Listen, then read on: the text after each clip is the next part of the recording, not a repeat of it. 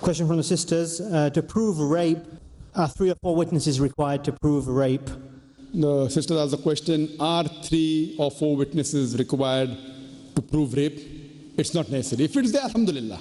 What is required for adultery? If you lay an allegation that so-and-so man or so-and-so woman is involved in adultery, that is zina, then minimum 4 witnesses required. And if you cannot get 4 witnesses, the person who lays the allegation according to Surah Nur, chapter number 24, verse number 4, they get 80 lashes. That's for adultery. For rape, if the witness is there, fine. Even if witness is not there, if there are circumstantial evidences, if it's proved, because in rape, not necessarily you will find 4 witnesses or 3 witnesses. So in rape, the circumstantial evidences, whoever is accused, if found guilty, by whatever method. Today there are many scientific methods, there is, you can test the even semen, etc., and come to know everything. Any circumstantial evidence which is enough proof to show undoubtedly that that person has committed rape, then he gets a capital punishment. Witness is not a must. If witness is there, that is additional help. Hope that answers the question.